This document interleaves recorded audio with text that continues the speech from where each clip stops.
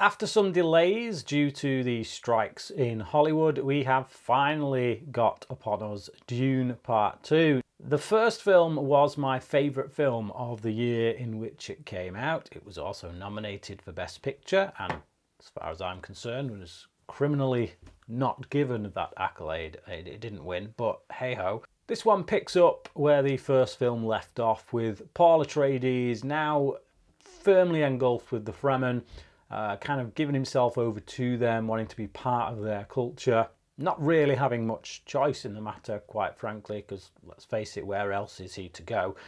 But the whole film kind of revolves around now this notion that is he the Messiah that was promised in their prophecies or not? And you've got one half of the Fremen that are saying yes, and you've got the other half that are saying no. Does Paul decide to buy into those prophecies and believe himself to be the Messiah? Does he embrace that role that many people are telling him is his? Or does he reject it and find another way? Does he lead these people but without necessarily beholding to these so-called prophecies? So yeah, there's a lot of kind of mysticism and theology tied in with that the film explores, but ultimately it is also a love story between Paul and the character played by Zendaya called Chani. Add to that a new villain that is on the rise in the shape of Austin Butler's Fayed Harkonnen, and yeah, you've got a lot of challenges facing our central character. Now, I loved this film. Gotta say, absolutely loved it. Went to see it with a few friends last night. We all came out buzzing from it. This is what cinema is about. I'm sure I said something along the lines of this with the first one, but this may even be an improvement over the first one. There are so many sequences in this that just had me absolutely captivated. You know, for 2+ hours, closing in on 3 hours, I was literally transported to another world with its own set of rules, its own set of natural laws. The film doesn't spend an abundant amount of time explaining those natural laws. There's a few things with regards to the sandworms that it explains, which is helpful to know with regards to the plot, but you get a sense of just how this world operates just by seeing the way in which the characters interact with it. And that, for me, is what makes it feel very immersive, makes it feel like this is a genuine world that you could go and visit. On every technical front, this film is masterful. You know, direction, cinematography, editing, the performances, the lighting, special effects, just the choreography, the fight choreography, which is absolutely outstanding in some points during this, particularly the stuff with Austin Butler's character. Whenever he gets into scraps, one-on-ones and stuff, the choreography there is phenomenal. You know, just super fast knife work, where you're just thinking, blimey, I'm really surprised someone didn't get cut just filming that. But yeah, incredible stuff, incredible action set pieces. As I say, from a technical standpoint, there is nothing you could fault this film for. With regards to the story and the characters, I think the film is a bit more complex than you might kind of take it to be on face value, surface value, because we do have all the elements here of any kind of, you know, sci-fi, fantasy, action epic, any story really, which is that you have a central figure, you know, they're usually the chosen one, you know, we expect them to be the chosen one and they've got to live up to that. Are they really the chosen one? And we always know that it's deep down, yes, they are, and you know, they're going to go on to lead the people. But I think where the complexity lies in this is that I'm not so sure we're meant to see Paul Atreides as the Messiah that people make him out to be. I think he has reservations himself, but I think there are certain choices he makes in the film that betray where he felt like he should be going. I feel like to a certain degree he gets hemmed in and he makes choices based on maybe, should we say, selfish reasons. Not necessarily that he's a selfish person, but perhaps there's certain things that he needs to let go in order to be truly righteous, but he doesn't, and therefore he heads down a path that, while it may seem like there's no other place to go, ultimately we all have our choices. He still has choices other choices, alternative choices that he could have made. So while he does do certain things heroic, he has a certain heroic nature about his character, that, the bravery, the willingness to step up, the willingness to lead when necessarily, the willingness to put his life on the line for other people. They're all great traits. But when you factor into that things like ego, things like the notion of revenge, not revenge as opposed to letting it go. I'm not suggesting he should out and out forgive some of the things that have been done to him. Certainly not. But certainly the pursuit of the path of vengeance is not necessarily a fully wholesome ideal to strive for, I don't think. And I think the film acknowledges that. I think the film does make certain arguments at times that actually maybe that's not where he should be going, maybe that's not where he should be heading. So as a result of that, as we follow Paul's journey throughout the film, I'm always kind of conflicted a bit. I see the heroic side of him, but I also see the dark side. There is definitely a dark side to this character. You can almost equate it to Anakin from Star Wars. I've never read the books to Dune, so I don't necessarily know where this is heading. It's only guesswork. But at this stage, I could very easily believe that by the time we get, say, to the end of the third film, or more if they go further than that, that he turns out to be Darth Vader, essentially, of this universe. It could go either way. And I like that. That's a good thing. I think it's good to have this character where actually we don't know where he's going to end up. Is he going to sit on the side of the righteous, or is he ultimately going to go the way of Darth Vader, go the way of Anakin Skywalker and lose his soul to the dark side? And I think by having him straddle that line all the way through the film, it keeps you on your toes, keeps you guessing as a viewer, and keeps you kind of rooting for him in a way, because you're always rooting for this guy to stay on the right track, to be the hero. And the fact of the matter is that's not all the way. It's not the way things go in real life all the time. The people that we look up to and hope will fulfill certain kind of aspirations, moral aspirations in our own mind, don't always do that. They often fall. They often make mistakes, and they're not quite as deserving as being put on the pedestal that we once thought they were, and no one is. It's just a fact of life. And I just feel like the film does a good job of kind of looking at that, exploring that, questioning that through this character of Paul Atreides. Villeneuve and John Spates, who helped Villeneuve write the screenplay for this, I think they do a good job, a very good job of condensing the book. Again, as I say, I've not read the book, but I've certainly seen other adaptations of it. They're always a complex mess of just politics and ideas that kind of disappear up their own backside, and you're left scratching your head. And I feel like throughout these two movies, what Villeneuve and Spates have done with the screenplay is keep it really grounded to a level where, yes, there's a lot of messy politics. Yes, there's a lot of factions, a lot of different people competing against each other, but you never feel in the dark. You never feel like you're lost, like you don't know what's going on. I get a sense of who is who has how much power, who is trying to cross who to get that power. So yeah, I think in order to do that, to be able to keep the audience in the loop with such a complex story, is a real phenomenal job, and a very difficult one. There's a lot of set pieces here that just absolutely take my breath away. There's one in particular when Paul kind of hitches a ride on one of the sandworms, and you'll have seen that in the trailer if you've seen the trailer.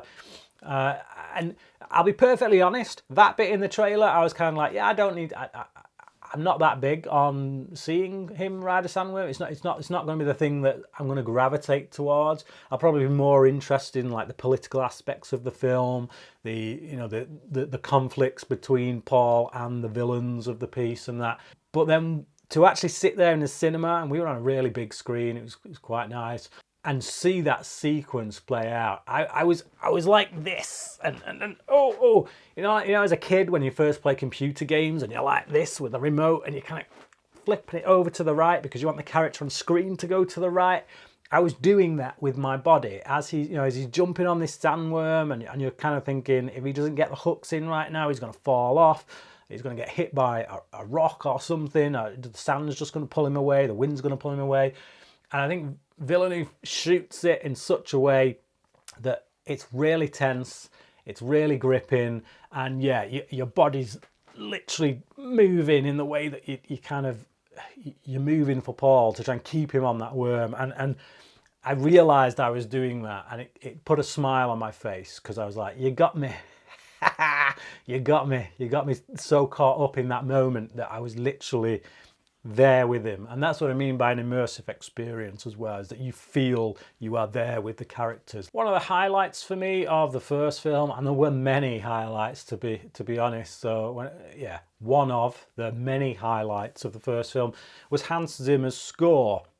He's back here kind of building on what he did for the first film. A lot of those themes that he created for the first film return, but I feel like he's able to flesh them out a bit more, build them up a bit more, make different variations on them.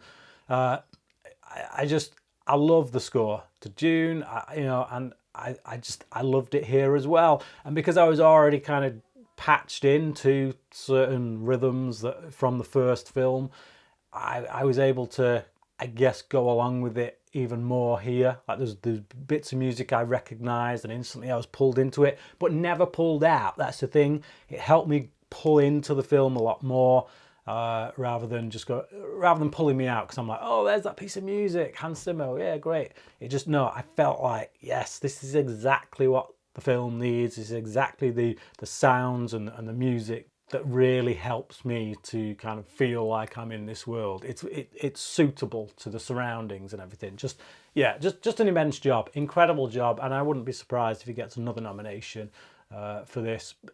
It'd be well deserved. Performances again across the board are really great, but I think Austin Butler does a great job as this new villain that comes in, almost usurping what I thought Dave Bautista was going to be, to be honest. The way Bautista's character was built up in the first film, I was expecting there to be much more of him in this, and for him to kind of take centre stage as the villain. And it didn't kind of go that way. And to a certain degree, I was a little bit disappointed in that, because I do like Bautista, and I always relish seeing him get the opportunity to do a bit more.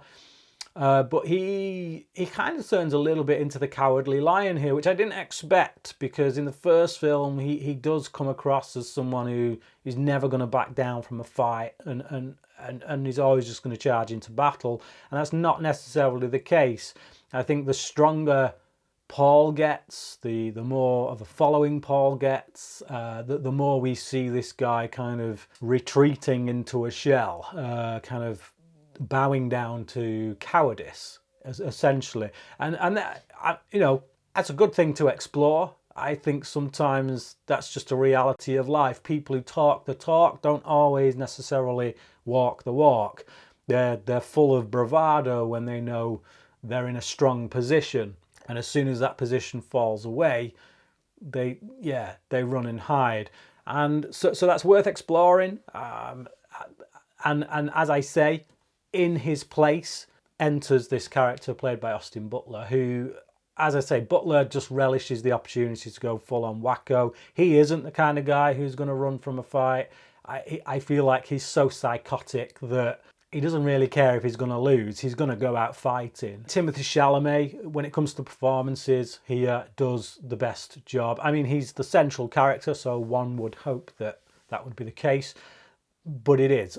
He goes from someone who's a little bit wet behind the ears. I mean, this is a very capable character. We come into this second film knowing he's a very capable character after having seen the first film, but he's not in his world anymore. He's in the Fremen's world. So there's a certain degree of wet behind the earedness about him, where everyone around him is much more used to this landscape, knows how to survive a lot better than he does. And it's really about him being up to the challenge of learning. And we go from that to, by the final act of the film, him being a genuine leader, him being someone that is actually quite ruthless, is actually quite a presence, who can get in someone's face, who, you know, when you look at him standing up to there's a certain scene where he kind of gets right up in someone's face, and he's essentially saying, look, if you want to go, let's go. And it's like, you believe it. You know, you don't look at him and think, it's Timothee Chalamet, you know, he's a small guy. I don't really buy that. No, you buy it because of the attitude. You believe that he believes it. And there's something about confidence, even if it comes from someone who's much smaller, seemingly weaker.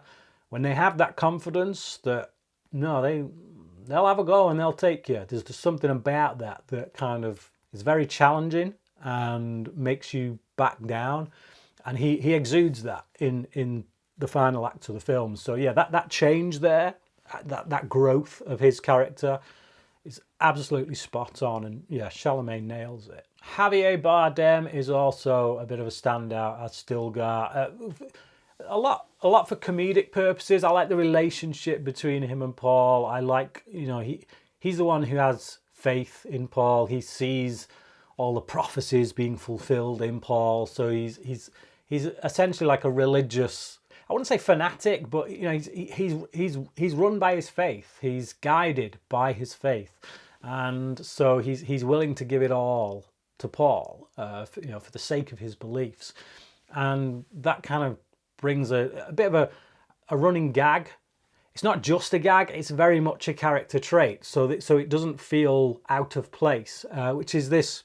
Whenever Paul does something that makes people go, oh, it's that you've got Stilgar on the sidelines going, as is written. It becomes amusing after a while because whatever Paul does, it's going to fulfill some prophecy that this guy sees. And there's an argument to be made there with regards to what the film is exploring. Is there a genuine religious experience going on here? Is there something that's genuinely spiritual, that's God-led, you know, spirit-led, whatever you want to say, you know, deity-led?